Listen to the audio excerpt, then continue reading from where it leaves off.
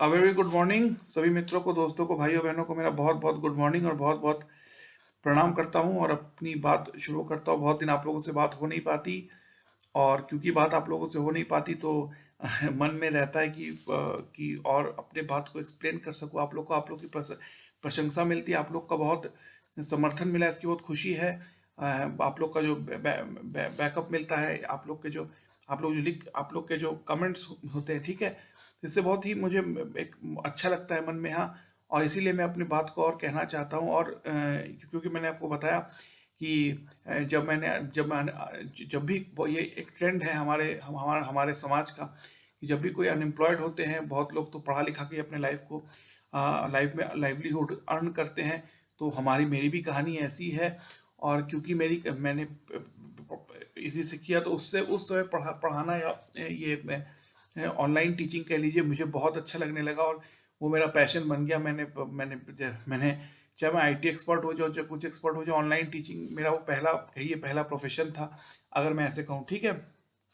तो मैं कल कल का मैंने जो पूरे जो लेक्चर्स बनाए, उसके आगे, जैसे मैं पहले भी कहता हूँ कि मेरे 1 आवर 2 आवर क्लासेस लेने की मेरी हैबिट है, लेकिन क्योंकि आप लोग 1 आवर 2 आवर में क्लास लूंगा तो आप लोग का इंटरेस्ट चला जाएगा, तो इसीलिए मैं कोशिश करूंगा कि अपनी लेक्चर को to the point, as as simple and as concrete रख सकूं, ठीक है। तो जैसा मैंने कल बता रहा था आपसे कि जो एक जैसे कि मैंने कई बार बात बताता हूँ, लेकिन थोड़ा रिपीट कर देते ना, तो एक बेसिक इंट्रोडक्शन या बेसिक इनिशिएशन नहीं होगा तो आप लोग समझ नहीं पाएंगे। जैसे मैंने कहा था कि एक सोसाइटी में, एक समाज में सब चीज़ इंटरकनेक्टेड। आपका एजुकेशन, आपका लिटरेचर, साहित्य, आपकी हिस्ट्री, इतिहास, आपका एंटरटेनमेंट का जो है मेथड है, एंटरटेनमेंट का मोड है, म्यूजिक, स्पोर्ट्स, कैरम, क्रिकेट, और क्या नाम है, जो भी है, बिलियर्ड्स, ये भी। और फिर आपका जो है education, and then each and everything जो है, लैंग्वेज, ये आपके समाज का इंटरकनेक्टेड है। मतलब जैसे मैंने छोटा एग्जांपल देता हूँ, जो भारत की एग्जांपल ले लीजिए, तो कांग्रेस का जो फॉर्मेशन हुआ था, कांग्रेस के सब जो नेता थे, बड़े बड़े इंटेलेक्चुअल, सब लॉयर्स थे। आप पंडित मोतीलाल नेहरू जी के समय का अगर देखें, और भी बहुत है, फिरोज शाह मेहता जी का। लेकिन फिर दूसरे नंबर पे आते हैं आपके मुस्लिम लीग। उसके पहले ये सर सैयद अहमद खान भी लॉयर थे, बैरिस्टर थे। फिर मोहम्मद अली जिन्ना भी बैरिस्टर हो। तो ये बैरिस्टरशिप से शुरू हुआ। 1947 में जब हम आते हैं तो हम देखते हैं कि जो जो जो है, सारे जो बड़े बड़े साइंटिस्ट, जो थ्योरेटिकल फिजिक्स एंड साइंस के, फिजिक्स के थ्योरेटिकल फिजिक्स के बहुत है, जैसे होमी जहांगीर भाभा न्यूक्लियर साइंटिस्ट थे। फिर आपके जो है इसरो के सतीश धवन जी हुए, एटसेट्रा एटसेट्रा, ठीक है। तीसरी ये हुआ, ठीक है।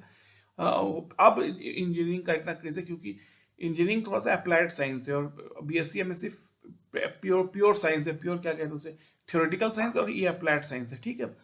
ये हुआ है। तो मैं, जैसा कि मैं प्रियेश होकर आपसे कहने की कोशिश कर रहा हूँ, ठीक। अब मैं जो बताना चाहता हूँ आज के समय में, जैसे मैंने कहा कि हर, तो जो आपका पॉलिटिकल इलेक्शंस होते हैं, क्योंकि मैंने कहा इंडियन कॉन्स्टिट्यूशन में लिखा है कि रिपब्लिक डेमोक्रेटिक, मतलब जो चुन के, विल ऑफ द पीपल, जो लोग इलेक्शन जीत के जो द पार्टी और द डिस्पेंसेशन और the body group of people who come through an election will rule a country. इसी को कहते हैं आपका डेमोक्रेसी, ठीक है। फर्स्ट पॉइंट, ठीक है। और रिपब्लिक एंड डेमोक्रेटिक का जो मतलब होता है, ठीक है, for the people, of the people and by the people, ठीक है। और यूएन का डिक्लेरेशन भी है, विल ऑफ द पीपल, ठीक है। ये जैसे कश्मीर का मैं बताता रहता हूँ कि वो जो है आखिरी है कि पहला पाकिस्तान की आर्मी जो हटेगी, इंडिया के मिनिमल फौज आर्मी रहेगी, तब होगा प्लेबेसाइट। ये यूएन का रेजोल्यूशन था, लेकिन अब तो शिमला एग्रीमेंट है, एक्सेट्रा। लेकिन उसमें मैं नहीं पढ़ता, उसमें पढ़ेंगे, उसको बताऊंगा। लेकिन आज का थोड़ा आज की थोड़ी जो है टॉपिक अलग है। मैं क्योंकि ऐसा इसलिए कह रहा हूँ कि जैसे देखिए, मैं जिस वातावरण में पला, घर परिवार माँ बाप और जो वातावरण था, ऐसा कहते थे कि जो जो आईएएस है, आईआईटी, क्योंकि इंडिया में 75% IAS civil servant engineering background से हैं, ठीक है। तो ये जो गवर्नमेंट पोस्ट होते बहुत पावरफुल होते, तो नेता सब जो है बहुत ही करप्ट है। मैं तो एक बार बता चुका हूँ, मेरे इतने कठोर शब्द इस्तेमाल नहीं करता चाहते, कि एक बार एक बहुत ही बड़े बड़े जो है ऑफिशियल से मेरी बात हो रही थी, तो हमने पूछा कि पॉलिटिक्स के बारे में आप क्या कह रहे हो, आप जानते हैं पावर तो मिनिस्टर के पास है। तो उन्होंने कहा कि पॉलिटिक्स दुनिया का, राजनीति दुनिया की सबसे दूसरी पुरानी व्यापार है, अभी बिजनेस है, और पहला पुराना व्यवसाय है, प्लीज तुम जान लेना, दोनों एक है। तो मैंने कहा क्या कह रहे हैं, और वेश्यावृत्ति पॉलिटिक्स सब एक जैसा हो चुका। तो मुझे बड़ा झटका लगा, इतने एक सीनियर ऑफिशियल मुझे ऐसे आउट ऑफ कैमरा बात बता रहे, लेकिन फिर उन्होंने कहा तो मैंने कुछ, मैं बड़े थे, मैं क्या बोलता, उन्होंने कान में मुझसे ऐसे कहा। ठीक है, तो मैं क्योंकि जिस तरह की क्रिमिनलिटी पॉलिटिक्स में आप सारे टीवी सीरियल देख लीजिए, वेब सीरीज आ रहे हैं, नाम लेना ठीक नहीं हो किसी का, वेब सीरीज में देख लीजिए, क्रिमिनल सी पॉलिटिशियन बन चुके हैं, पॉलिटिशियन ही अब जब क्रिमिनल है और हर पार्टी को ऐसे क्रिमिनल्स और बाहुबलियों को सपोर्ट करना पड़ता है वोट बैंक के लिए, तो इसीलिए उन्होंने कहा कि पॉलिटिक्स राजनीति दुनिया का सबसे पुराना दूसरा व्यवसाय है और पहला है जो है प्रियेश, पहला सबसे पुराना, दोनों में कोई अंतर नहीं रह गया। ठीक है, मैं उस वर्ड को रिपीट नहीं करना चाहता, जो मैं सबसे पुराना व्यवसाय है और दूसरा है राजनीति। ठीक है, ये मुझे उन्होंने कहा क्योंकि जिस तरह क्रिमिनलिटी पॉलिटिक्स में आई है पूरे पूरे पिछले बहुत पहले, वो जो है फिल्म इंडस्ट्री में क्रिमिनल क्रिमिनल जो है पॉलिटिशियंस और जो है फिल्म इंडस्ट्री का नेक्सस था। फिर आपका हर स्टेट में जो है बाहुबली और ये बंदूक कल्चर आप फिल्मों में सब देखते होंगे। उसका एक्चुअली फिल्म में थोड़ा फिक्शन होता है, लेकिन तब भी जो है बहुत चीज़ें जो है फिल्मों में आप समझ सकते हैं। ठीक है, चलिए देखिए हो गया, चलिए मैं आज, अब मैं थोड़ा विषयांतर हो गया था, मैं पॉइंट पे आते हैं। ठीक है, तो देखिए पॉलिटिकल में बहुत लोग बीजेपी कांग्रेस तू मैं करते रहते हैं। आज मैं कहता हूँ कि आज 2024 को अगर आप पढ़ के बीजेपी कांग्रेस के बहस में पढ़ते हैं तो आप सही तरीके से भारत को नहीं समझ पाएंगे। ठीक है, मैं ये कहना चाहता हूँ। ठीक है, अब मैं थोड़ी सी बात आपको समझाता हूँ। तो अगर आपको भारत के, देखिए जब बीजेपी अब आई है, पहली बात तो मेजोरिटी में नहीं है, इसके पहले भी 303 सीट लोकसभा थे, राज्यसभा में मेजोरिटी में नहीं थी, इसलिए इस सारे बड़े काम, क्योंकि आप राज्यसभा को, लोकसभा को लोअर हाउस कहते हैं, राज्यसभा को अपर हाउस, दोनों हाउस में जब प्योर मेजोरिटी नहीं होगी, जो पंडित नेहरू जी और उस समय कांग्रेस में थी, तब तक कोई बड़े चेंजेस नहीं कर सकते, क्योंकि डेमोक्रेसी है। ठीक है, मैं आपको बताता हूँ। ठीक है, ये एक पूरा मेरा मेरा कहना हुआ। ठीक है, सबसे बड़ा एग्जांपल था जब न्यूक्लियर डील जैसी चीज तो देश के सिक्योरिटी के लिए था, मनमोहन सिंह की गवर्नमेंट गिरने वाली थी, कम्युनिस्टों ने हाथ पीछे खींच लिया था, तब कैसे न्यूक्लियर डील पास हुआ था आपका, India US civil nuclear deal. तो आप समझ लीजिए डेमोक्रेसी क्या क्या क्या रोना रुला सकती है हम सबको। ठीक है, तो ये है। ठीक है, अब मैं कई चीज़ों को बोल सकता हूँ, मैं इन टैंडम बोलूंगा। जैसे मैंने कहा ना कि एक सोसाइटी में जैसे मैं रह रहा हूँ इस पूरे बिल्डिंग में, तो कई चीज़ें अगर हैं तो इंटरकनेक्टेड है सभी लोगों का। ठीक है, मैंने जिसको कहा। ठीक है, अब मैं कुछ बातें कहूंगा जिसको कि मैं अभी लेक्चर बाय लेक्चर आपको समझाऊंगा और आपके लिए बहुत इंपॉर्टेंट है, वो ध्यान से बात सुनिएगा। तो जो ऑफिशियल ने कहा कि पॉलिटिक्स इतनी खराब चीज़ है, तो मुझे लग रहा है शायद अभी क्रिमिनल लोग होंगे तो ऐसा होगा, पहले तो बहुत अच्छे लोग थे। तो मैं आपको कांग्रेस का थोड़ा इतिहास समझाऊंगा कि वो, और बताऊंगा कि पॉलिटिक्स किस हद तक इंसान को दोगलापन, दोहरापन, और किस हद तक इंसान को डाउनग्रेड होना पड़ता है पॉलिटिक्स के लिए, मैं आपको समझाता हूँ। तो आप जानते हैं 1857 हुआ था, 1857 मंगल पांडे। उसके बाद जो है ब्रिटिशर्स को समझ में आया कि हम 50-50,000 से इंडियन इतनी संख्या में है, जब तक हम इंडियंस को रिप्रेजेंटेशन नहीं देंगे तो हम तब तक जो है इंडिया नहीं चलाता। तो उन्होंने कांग्रेस फॉर्म किया। एलन ऑक्टेवियन ह्यूम ब्रिटिश सरकार के, ब्रिटिश गवर्नमेंट के वो थे, ऑफिशियल थे, सेक्रेटरी थे, जिन्होंने बनाई कांग्रेस। ठीक है, 1885 में। ठीक है, फिर चलता रहा, उनके विलियम बैडनबर्ग और जॉर्ज यूल्स, बहुत सारे ब्रिटिशर्स थे जो कांग्रेस को लीड करते। तो 1905 तक कांग्रेस का एम यही था कि ब्रिटिश से कुछ हम वी और क्या नाम है, वी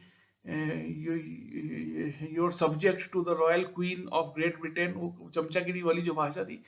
तो उनका ये एम था मेन कि हम किसी ना किसी तरीके से आईएएस, आर्मी, पुलिस, इन सब में हमारा ज़्यादा पार्टिसिपेशन हो। ब्रिटिश, अब 1857 को ब्रिटिश क्राउन ने इंडिया को टेक ओवर किया from the east India company. ठीक है, 1905 में पहली बार बंगाल को दो टुकड़े किए थे लॉर्ड कर्जन ने। उसी के बाद कांग्रेस में आया था रेवोल्यूशनरी 1906 और 7 में सूरत में नरम दल और गरम दल का ब्रेकअप हुआ। लाला लजपत राय, बाल गंगाधर तिलक और बिपिन चंद्र पाल, तीनों, और कांग्रेस में जो है एक्सट्रीमिज्म थोड़ा आया। ठीक है, चलिए मैं उस पर आता हूँ। ठीक है, तो ये हुआ फिर, लेकिन कांग्रेस को बनाया था ब्रिटिशर्स ने, कांग्रेस ने पूरी जो है ब्रिटिशर्स के प्रति अपनी वफादारी निभाई। हमें कांग्रेस के लिए, और 1914 में फर्स्ट वर्ल्ड वॉर में कांग्रेस ने यूनिलैटरली पास किया रेजोल्यूशन कि हाँ we will fight for the Britishers. ठीक है, in the first world war from the British. इसी से हमारी आर्मी पहली बार बड़ा युद्ध, 13 लाख की फौज थी, 13 लाख की। और कहा जाता है जो फर्स्ट वर्ल्ड वॉर होता है इसमें मैक्सिमम 62% कहते हैं, लेकिन अगर गोरखा को अगर आप मिला लें तो Gorkha regiment, Madras regiment, Assam rifle, Maratha regiment, Punjab regiment, तो पंजाब का जो एरिया था उससे करीब 55% से आर्मी थी। ठीक है, सब जितना मेरी नॉलेज है, तो कोई गूगल यूट्यूब नहीं था, 55, तो ये थे पंजाब, एक रीजन पंजाब है, उससे 55% के आसपास आर्मी थी, और ये था, ठीक है। तो कहते हैं क्योंकि एक्चुअली हिंदू समाज जो था, ये सर सैयद अहमद खान अपने उसमें लिखते हैं, ये ब्रिटिश एजुकेशन पहली बार आया तो तो जो है ये उन्होंने कहा है, उनका मैंने बहुत पूरा पढ़ा सा, ये आरिफ मोहम्मद खान साहब को मैंने स्टडी किया, वो उनसे ये मैं जान सका सर सैयद अहमद खान के समय, वो कहते हैं कि ब्रिटिश जब पहली बार आए तो हिंदू समाज था और मुसलमान समाज था, तो जो जब उन्होंने इंग्लिश एजुकेशन एक्ट को लागू किया, तो मुस्लिम समाज के बहुत सारे धर्मगुरु कहने कहा ये एजुकेशन हमारे समाज के लिए बहुत ही हानिकारक है, तो या तो इसको बंद करें या तो इंग्लिश मुस्लिम बच्चों को दाखिले से बंद करें। तो जो हिंदू समाज था, upper caste Hindu, English education में बहुत आगे बढ़ गए। ये एक फंडामेंटल उस समय की वो थी, आपकी इशू था, ठीक है, ये मैं कहना चाहता हूँ, ठीक है। तो आर्मी में सब जो बड़े बड़े पोस्ट होते हैं, जैसे जो बड़े बड़े कर्नल में, सॉरी, मेजर जनरल, और क्या नाम है, फील्ड मार्शल, तो मेजर जनरल, जनरल, ये तो इसमें बहुत ज़्यादा हिंदू, पंजाबी हिंदू कह लीजिए, बंगाल से हिंदू जो थे, अभी मैं नाम बताऊंगा, फिर साउथ इंडिया से जो हिंदू समाज था, नेपाल से कह लीजिए गोरखा रेजिमेंट था।